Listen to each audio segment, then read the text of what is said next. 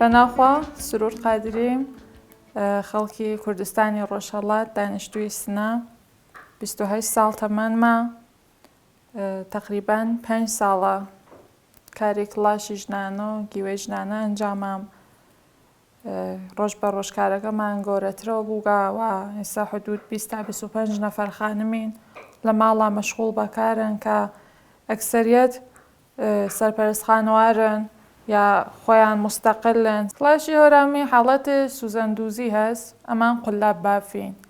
لە فرێتەکە فرێتی ئەمان پۆلیێستەریشی پێوە هەست و لە فرێتی کڵاش فرێتێکی ئەسڵە یعنی نەخپەمبێ ئەسڵە. لە ژێرەکانیشیا تەفاوەتیان هەیە ژێرەیە کڵاش دەست بافە بەڵام ئەمانە ژێرەگەری سەنعەتین. ئەمانش لەسەر ژێرەگەری دەست باف و تەبیعیشە دەتوانین کار بکەین بەڵام ئەمە ئێستا تەقازای بازاڕە وەکو ژێرەی کڵاشی هەورامی سفت نین ئەمان ژێرەی تبی هەیە ژێرەی پیوی هەیە بە تەقازای مشتری ئەم ژێرەلەت دەتوانین ئەوەزی بکەین.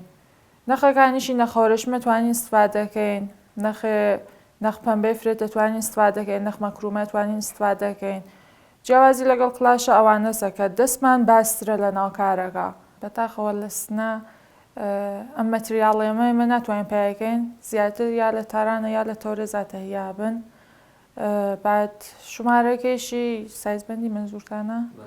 سایزبەندی ئەمانیشە بازم نسبەت بە کڵاشە و جیاوازیە هەست کە لە نەوزادی و ئەمانە ئێمە دەتوانین سازکەین تا سایزی 46 و 47 پیاوانەی گەورەپا یانێ ژن و پیاوە منداڵ و هەموو دەتوان استفادەکەن. وەڵا بازێکی بڵێ ئەمانە نەخی کڵاشە فرێتی پێژین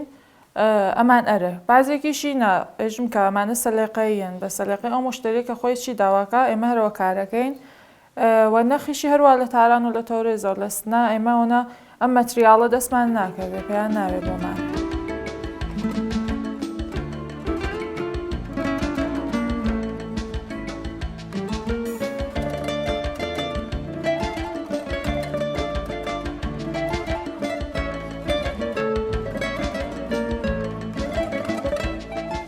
ئەمەوە خانمەلەکە بێکۆ کارەکەین سریکیان کاری چنینی کڵاشەکە ئەنجامان یعنی ئەم ڕوویەیە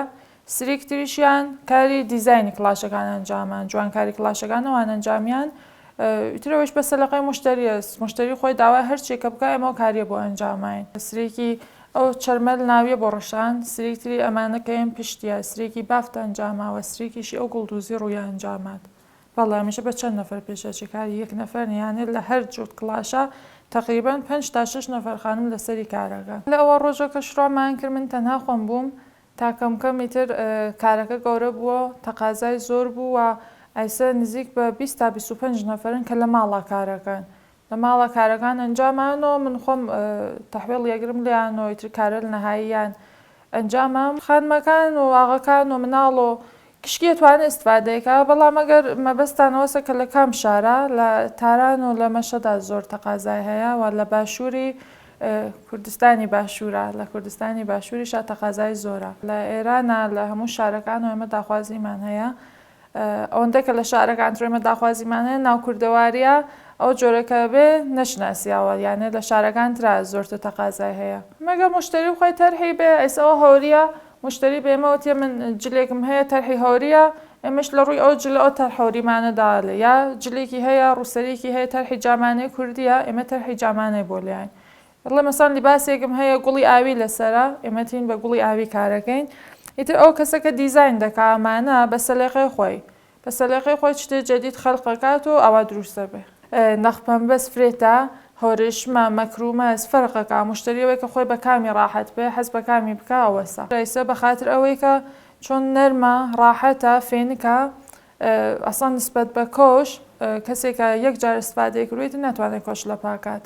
چۆن فرە ڕاحەت و فێنکن مەخسوسن بۆ تاسان و بەهارۆشتە کە هەوا گەرمترە ئەمانە فرە تەقازایان هەست لەم چەند ساڵە زۆر تەقازایان بووە.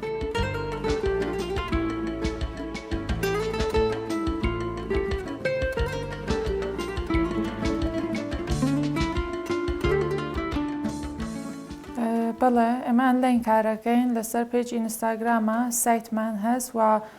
کاناڵ تەلگرامیشمان هەست یانە لەسەرم سێ شوێنەی مە کارەکەین و دوکانیش نەبەتاخەوە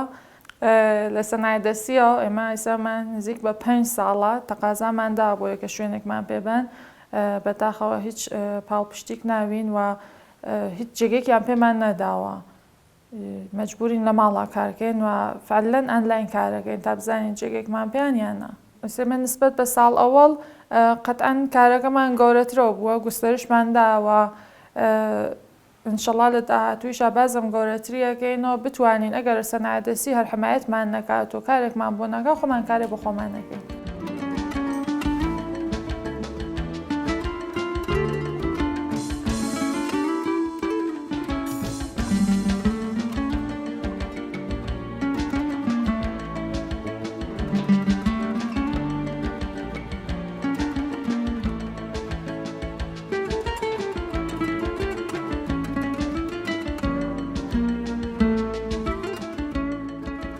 بەناوخوا بەخێراتن من سوودابێ زارائیم خەڵکی کوردستانی ڕۆژهەڵات دانیشتووی شاری سنە وەڵا ئەوڵ کەسێک کە ئەم تەرحە و ئیدەیەدا خام سرور قادری خام براژنم بوو حەزی کرد بە تەرحەکە مەترەحی کرد لە 1-2 نەفەر تا حدودێ ئەتەلاعاتمان جەماوەریەوە کرد ئاغێک لە نۆتشە هاوکاریمانی کرد کە تەشەکوری لێکەم بعد گروهێکین تقریبان 15-20 نەفەر خانم بە یەکەوە هاوکاریەکەین وەڵا مەگەر کەمێ مشکلات بێت مشکلاتێک کە مەسەڵەن خانەیەکیان نەنیاگە سەختیارمان لە تەرەف سەنایەتدەستی و هاوکاریمانیان نەکردگە مشکل وامە کە هێشتا قەرار بووام خۆدشتەغاڵی بن ئەلان چەند ساڵێکە بە ئێمە تاالوقی نەگرگە و مشکلە تریش کە هەسمان کەمێک شاید بژم سەخت بێ کارناو ماڵ و لە کناریە ئەم کارە و گوڵدوزی و بافتوشتە کەمێک ئاوە وەختگیرەوە لی تر بازم لە ئۆهدەیتین جۆرە بەنامە ڕزیمان کردگە مەسەڵەن سبزووە لەسین کارناو ماڵەنجامین مناڵ ئەنێرین بۆ مەدرسە تایمێدانین بۆ ئەم کارگەرمانە بە دوای مەسەڵەن مناڵ تێتەوە وەخت نەهارە کاروشتەوان ئەنجامین نەهاریان پێین بازم شۆن کارەوانە تایمی فرۆکۆتاداین بۆ ئەسراحەت خۆمان دوای ئەپلیکینەوە کاروشتەکانمان بەد هەماهەنگیەکەین و تەحوێڵیین شتێک ئاوانەوەگە مەسەڵەن مەگەر پێش بێجە مەگەرە بەیەکەوە تەماس بگرین کێفێ بڕین ئەملایک بڕین یا مێمانیک بۆ خۆمان وەلی ئەوەی کە بەیەکەوە بین نەمەتاسفانە مەسەڵەن چەند خانم هەن بافەندن کارەکان ئەین بە ئاشنا بە پێکێ کەسێ ئێوا یا دەستیان تێنەوە ئامادە تەحوێڵمانیانە ئەوەی کە بەیەکەوە بین نەمەتاسفانە وەڵات چۆن سەرشلۆقی هەسوو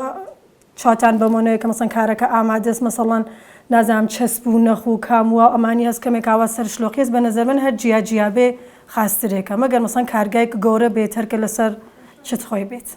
تا حدودێک وڵا معموڵەن لە کارگەر مەسەڵەن هەرم کار ئەبروباد و کارگەر کوردی وەم جەفیۆشتە ئەنجامین لە بانکارەکانمان تقریبان کارگەر کوردی کارگەرێکە هۆنەری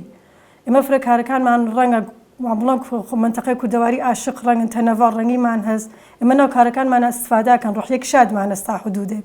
ناو کارەکانمان ئەستفادەیەکەین سەلێقەیە مەسەڵەن هەست حەزەکە فقط بە ڕەنگەر تیرە هەست حەزەکە بە ڕەنگەر شاد مەسەڵەن حەز لیباسێکی هەست کوردیە حەفڕەنگە ئەژێ من حەزەکەم شتێک وەکەم کراسمە دەربێ لەسەر کۆشەکەمەوە بەستگی بە سەلەقەی مشتری کەفکە لە تووە تەبەقان مەسەڵەن هەست خانوەت 45 ساڵیە هاتارانە سفارشە بەسەن هەست 7 ساڵیە سفارشە دەتووە تەبەقەکان و هەست جەدیدەنیش پیاگوشتە فرە ئستفادەکەن والله بۆ هاتوچوو بەڵێ مەگەر لە ئان زمسانەکە سرد بێ بارەندگی شتێک بێوگەنە بۆ پیادەڕەوەی واقعان ڕاحەتە هیچ مشکڵێکی نییە ژێرەکەی کەمێتە کلاشە فەرقیەس کلاش لە پارچە ئەستفاداوێ بۆڵێ ئەم مەسەن ژێرەکەی کارخانەیە ئامادەست لەبان ئەم بافتەوە وەسڵە بێت وەگەرنە تقریبان حاڵەتێکیان هەست والله من هەم کار بافتەکەی ئەنجامام هەم کار گوڵدوزیەکەی هەتکی ئەتوانمەوە ئەنجامیان ڕۆژ هەست مەسەن 6 جفت سفارشمانەست مەسەن گروه هەڵپەڕکێژێ من 6 جفت مانگەرەکە